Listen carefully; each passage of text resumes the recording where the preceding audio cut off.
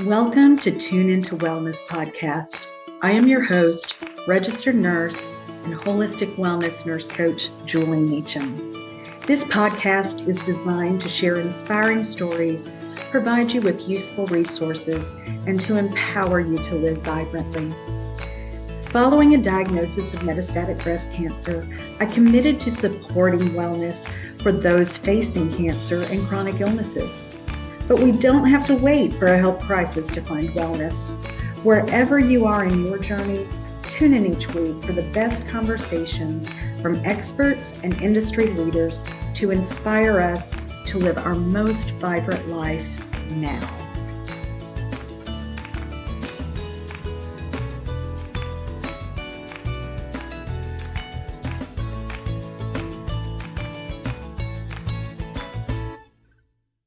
All right, welcome to Wellness After Cancer's podcast. Today we are again speaking with Dawn Galagan-Rodriguez, who is a nurse coach peer of mine and has a lot of great information to help us around our nutrition. This is the third podcast in our series. Today, we are going to be talking about leaky gut. We've had two other podcasts. If you have not checked them out, one was on our microbiome and the other on pre and probiotics. And we've learned a lot of great information from Dawn. So thank you so much for joining us again. Dawn, why don't you tell us a little bit about yourself for those who haven't had the opportunity to meet you? Absolutely. Thanks again for having me. As you mentioned, I am a nurse coach alongside of you. However, my road has been long and winding. I started out with a degree in Bacteriology and Genetics from the University of Wisconsin in Madison. And I started out doing basic research, working in an immunology lab, studying allergy and asthma and rhinovirus in children with an amazing group of people. But over time, I realized I really wanted more connection with people. And so I did go to nursing school, and I really couldn't be more thankful that I did that long time ago. I kind of found myself in different settings. I started out in transplant setting, and then I went back into allergy and asthma, running clinical trials for different drugs. And then I did take some time off to raise my children. And then when I decided to go back into the nursing world, I decided to go into education. And I have my master's in nursing education now. And I was a nursing instructor for 4 years. And during that time, bringing students back into the clinical setting, into the hospital setting, it really drew me back, called me back to the bedside. And I found myself there again. Taking care of patients in a neuro stroke unit and some general settings, my medical surgical units, some low-level cardiovascular units, and that kind of thing. So my husband and I made a cross-country move recently. So I left my job and just really found this awesome new path of becoming a nurse coach so that I can take my time, attention, and knowledge to people in a more direct way, a more intentional way. So I'm so happy to be here. Well, we are happy to have you. And, for those that have not had a lot of opportunity with nurse coaching, just listen to what Dawn shared about her background, what she is bringing to the table from a career of knowledge. And most nurse coaches are exactly that way. We've come from this long background of a variety of settings, but then we've realized that the focus of what we can do in offering that nurse coaching to people can be so direct and impactful. So we are so excited to hear from you today. So today we're going to be talking about leaky gut, and that sounds, I'm just going to say it, kind of gross, but I'm sure it's not as gross as it sounds. But it is something that's very impactful to people. So Dawn, why don't you start by sharing, what does that term even mean? Yeah, that's a great question. So it sounds weird, right? Leaky gut. I mean, how more gross can that sound? Basically, in the medical world, we call it increased intestinal permeability or enhanced intestinal permeability. What that means is we literally have some openings in the lining of our gut that's allowing things through that shouldn't get through. It's leaking through. And so those are things that shouldn't be happening. And there are specific things that are helping cause it.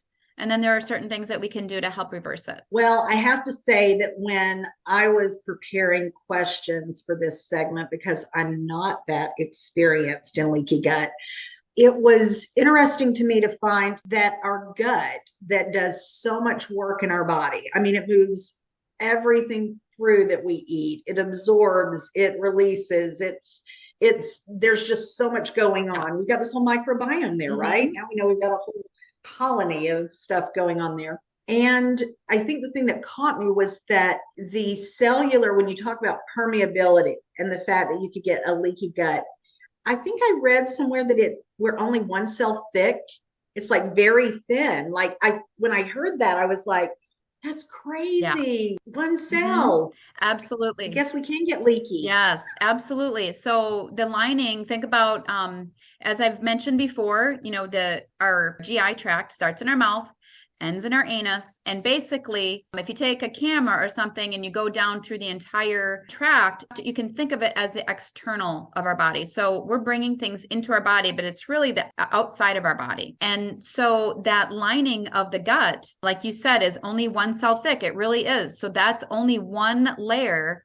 That layer is called enterocytes. And if anything happens to that barrier, anything that's going through that intestine right there can get into the bloodstream, because the bloodstream is right on the other side of those enterocytes. And so there are all kinds of things that happen. In a healthy intestine, we also have a layer of mucus that overlays our enterocytes and microcilia that we have throughout the tract. And certain things that happen will break down the mucus first, and then break down the tight junctions where we have an enterocyte to enterocyte, that they're real tightly attached. They can separate and really cause a lot of discomfort at minimum, and things that people feel like might be just their normal state, but they're just used to not feeling great, all the way to very advanced autoimmune diseases and even multiple autoimmune diseases because of leaky gut.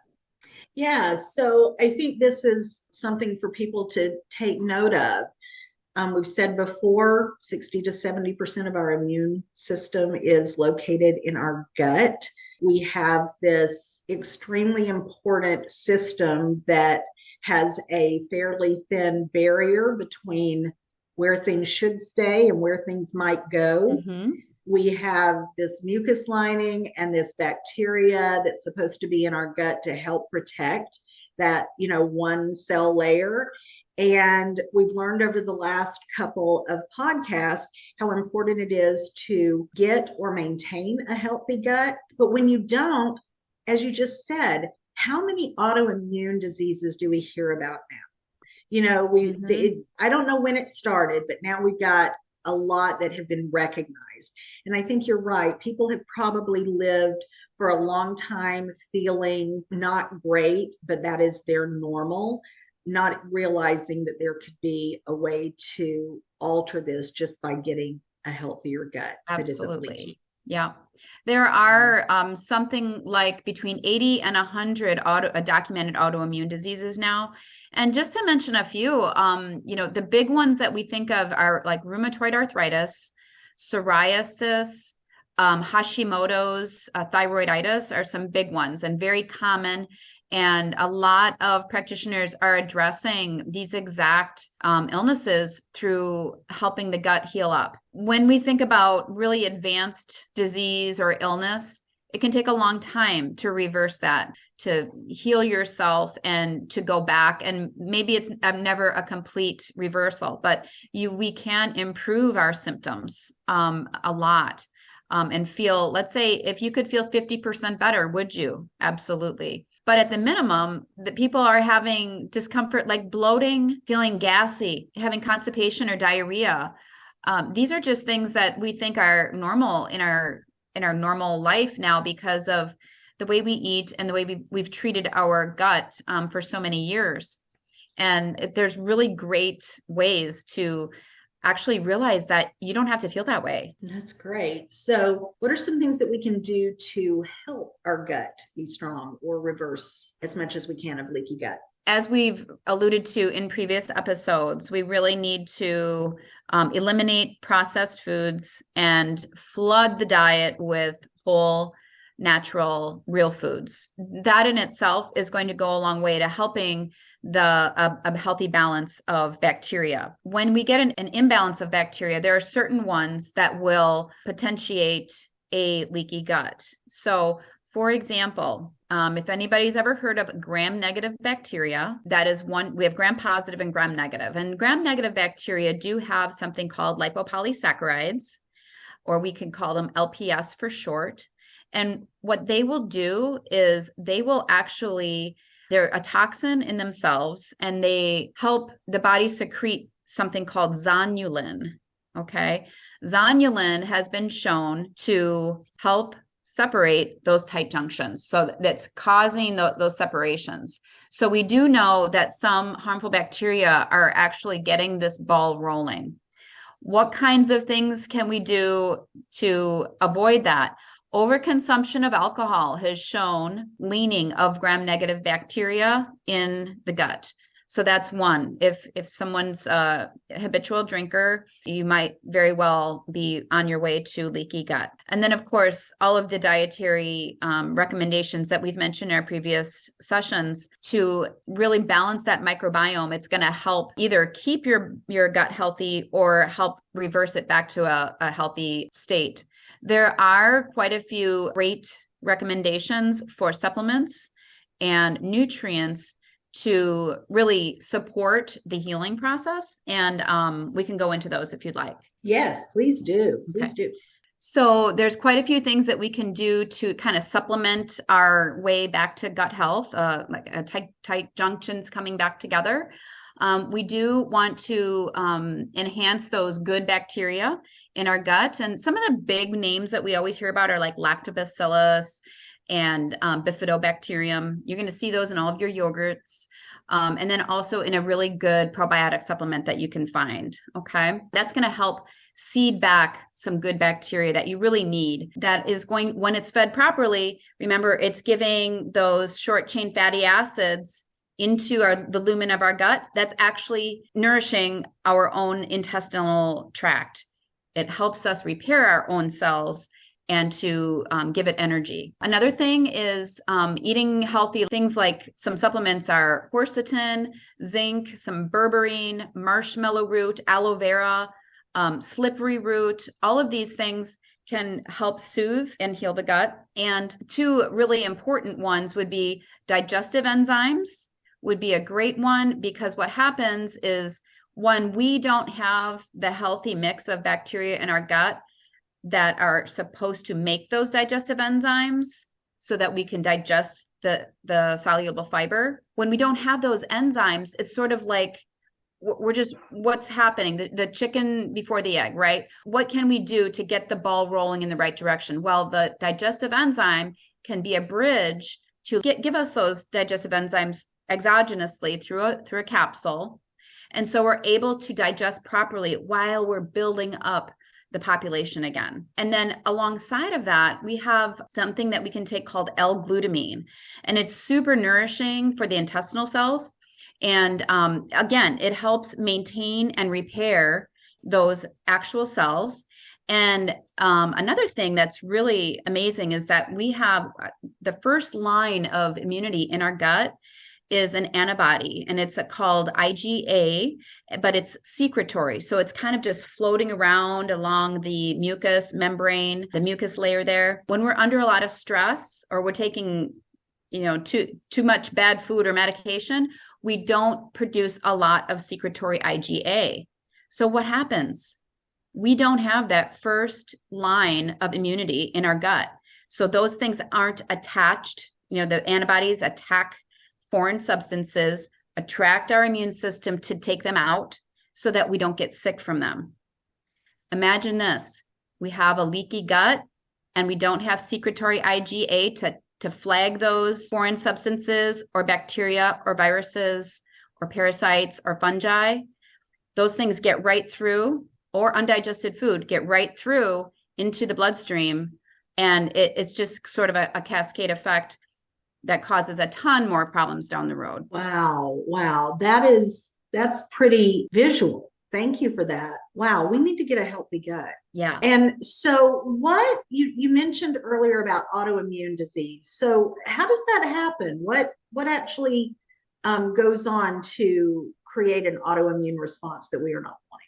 Well, that is like a really, really great question that I hope a lot of people take away from this. What happens is, we think about autoimmunity as, oh, I have autoimmune because my mom had it.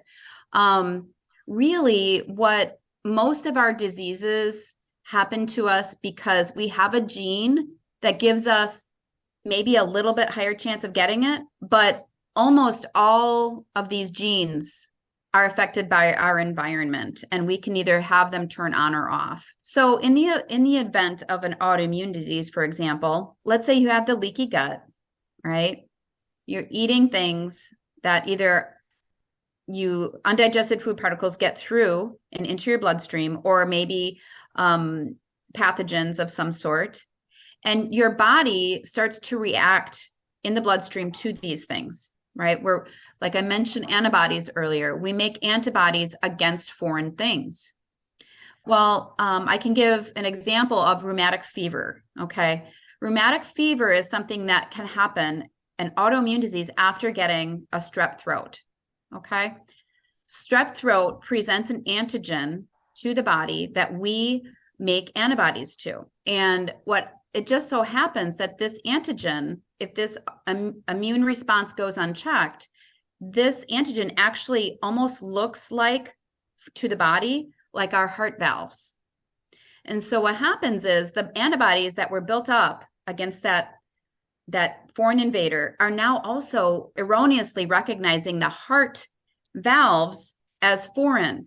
And then you've heard of rheumatic fever that ends up with a downstream effect of having really bad things happen to the heart valves, needing valve transplants and things like that, and valve replacements. And so that's just one example of how that happens. And basically, this is how any of the autoimmune diseases are happening. The incidence of the diseases are greatly potentiated by having the leaky gut, because these things are gaining access to our bloodstream where they shouldn't have. And then our immune system reacts to them. And then, for example, let's talk about rheumatoid arthritis. We have some kind of antigen that's in our body that is now causing our immune system not only to go against that antigen, but also go against our joint spaces, okay? And then psoriasis is another example. There's so many examples, 80 to 100 of them. So this is what's happening. We're allowing foreign substances to gain access to our body, and then our own immune system, which is doing the best it can, is misfiring and going against our own body. And then going unchecked, they become very complicated, problematic, and a lot of people even have more than one autoimmune disease. I can certainly see that happening. I mean, if you have a leaky gut and you're eating all the wrong things, it's not checked. We're confusing our own immune system that is trying its hardest to keep us healthy. That's its only job. That's what it's there for. We are then creating a situation to where it's confused, and it now attacks us. And it attacks us in a variety of ways, depending on what it is inappropriately seeing, that new foreign substance, and now it's triggering something different. If we have a leaky gut and it's causing some of these autoimmune issues to come up, and we're now recognizing that it's autoimmune, I think there was so long that, we didn't have all of those diagnoses. And so it was just, we didn't know what was going on. We just knew that we were having pains or challenges. So now that we recognize that the leaky gut can cause some of these pretty debilitating and life-altering diseases or problems, if we correct the leaky gut, are we potentially resolving the autoimmune response? Well, yeah, it has been shown that people can really change their experience of their autoimmune disease, or perhaps almost reverse it. For example, people with joint pain, like they just feel it more achy as they get older. And I like to, compare this to like an overflowing bucket. So a lot of times we're getting a little bit older. Maybe we're in our 40s, 50s, 60s, and we notice like we wake up in the morning, we feel kind of achy, our hands are tight, ankles and feet hurt getting out of bed, and it never really felt that way before. Or it could be more of a sudden onset. What's happening is most likely, that our exposures over time are catching up with us. So whether it's our diet or other toxins that we're exposed to, when we're young, when we're in our teens and 20s and 30s, we are able to kind of overcome those things because we have great metabolism. We have a great digestive system still. We haven't had so many insults to our gut yet to break things down that we're able to handle them. And then at some point in time, you just don't feel quite as good. And this is where a lot of people feel like, it can't be my diet. I've been eating this way my whole life. I've felt perfect until now. There's no way my diet is causing this. Well, the way I explain that is, think of our body, we're like a bucket, and we can tolerate so much toxicity, and we detox ourselves. If we have healthy digestion, urination, we're able to keep up with it, so to speak, for a period of time. After a while, we start falling behind. Maybe we have a little breakdown in our gut. Maybe we just don't have the right enzymes anymore because we haven't eaten the right foods anymore. We get to the top of the bucket, the toxins have reached the top, and they just start to overflow. And this is when you just start to feel unwell. And so you go to the doctor. I've heard a lot of stories of, I just don't feel right. You get a lot of people getting their blood tested. They say you're fine, but I don't feel okay. All right, you have fibromyalgia. So fibromyalgia means really nothing more than muscle aches, right? So, or maybe you go in and your joints are really hurting and you don't understand why. And they finally tell you, oh, you have rheumatoid arthritis. So really, these are manifestations of our immune system going haywire. And the reason I went into that explanation is by now backtracking and saying, yes, let's get a hold of our nutrition. Let's get a hold of our gut health. And over time, it doesn't happen overnight. Let's put it that way. It took us probably a decade to get there, but over months and maybe, a year or two, people do change the way they feel in regard to maybe a diagnosed autoimmune disease. It could be a severe one, or it could just be like, yeah, I used to feel terrible getting out of bed and now I don't. So it's been shown over and over again. I preach that this is evidence-based because it's happening all the time. That's exciting to know that we actually have the ability within ourselves of just eating properly. Number one, understanding what that means, which I hope this series has helped folks. As we think about these things, these are life-altering challenges that we have. These are, I don't want to get up and out of bed because I feel achy. This is, my joints hurt when I move, so I'm not going to move as much. And I love what you said, that people can't connect the dots sometimes between, I'm showing these symptoms, but my diet's been the same forever. That, we've done hits, we've hit until the point that our bodies say, enough is enough. So now we're going to hit back. Yet we have the ability, without even a lot of medications, we have the ability to reverse this and feel better. And probably, now remember, we're going to feel worse before we feel better. So we start introducing this new bacteria, this rebuild to our systems. We might feel fluish for a day or two, but that's a good thing because we know that we're moving in the right direction.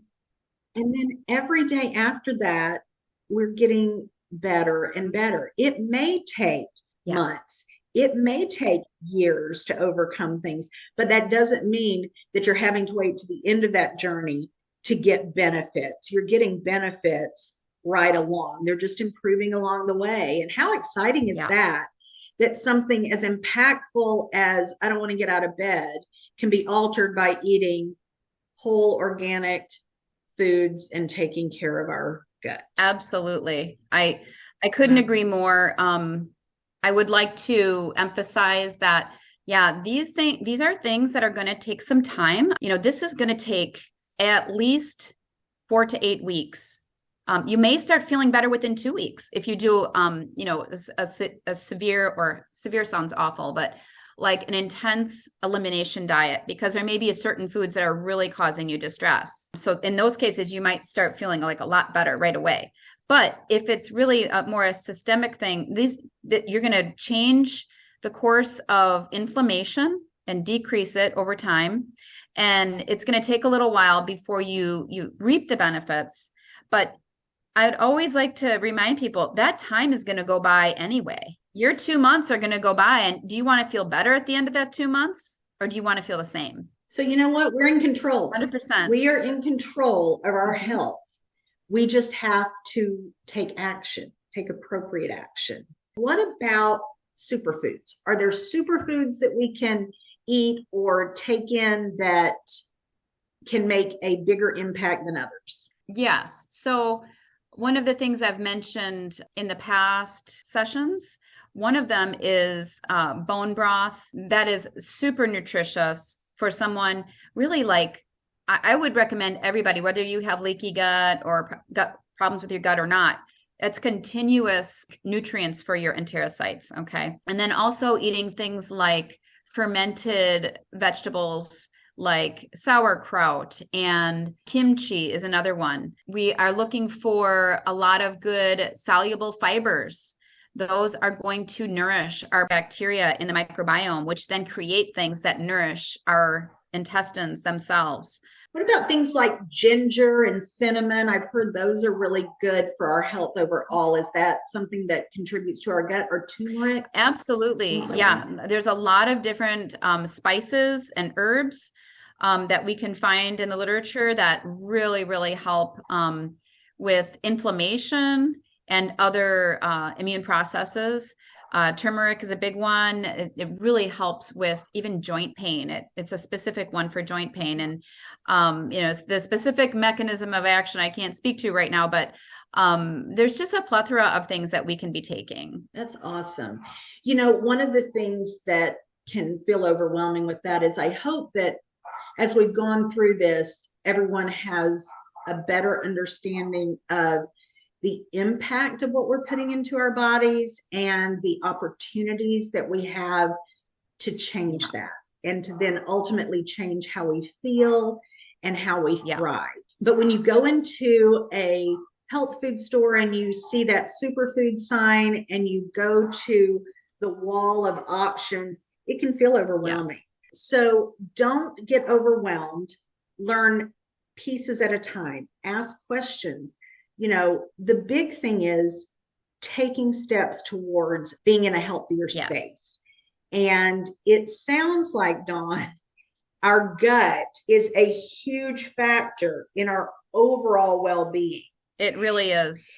Yet we throw trash into it all the time, mindlessly. Yeah. There's a new commercial on that says it's a full bag night or something, of some kind of snack food.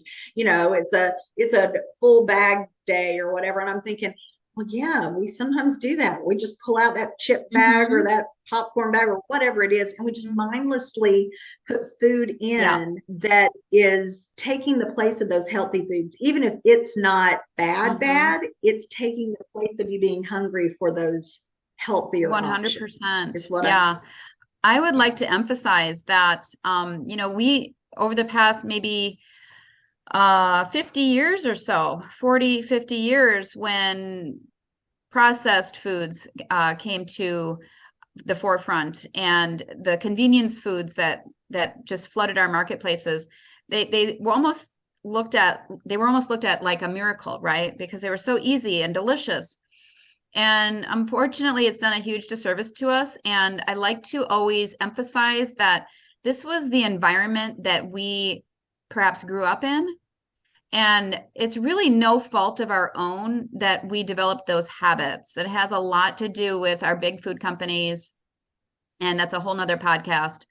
But what we know now is just to take that knowledge and to start tweaking it. It's hard to change habits. It's hard to believe that the way we've been eating hasn't served us, but that's what the evidence is showing. And, if you don't want to be a health nut, that's fine. But do you want to feel good? This is where you can start. Yeah. And are you going to choose to do some of these better actions, or are we going to continue to do the same thing that we've been doing and expect a different result? And we're not going to get a different result. And there's a lot of things that impact we eat for pleasure, we eat for stress. Sometimes we got to work through why we're doing some of the things that we're doing. But if you can just consciously make just one or two baby steps from these podcasts that we've talked through in this 3-part series, I think we can feel empowered. We can feel empowered to make a difference in our own lives, and that we don't have to go through feeling poorly and just thinking that, well, I got it from my mom. I got it from my dad. No, you're getting it from you. Take some ownership there and feel better. We only have one life. We only have one time to really make our own impact, and we want it to be long, and we want you to thrive. Dawn, thank you so much for all this information. You are a wealth of knowledge. Thank you. And I totally appreciate it. We're going to have you back, because I don't think we've picked your brain. Yeah, we have a lot to explore, but I really appreciate you having me on. And I look forward to coming again. Absolutely. Thank you so much, Dawn. Bye-bye. Bye-bye.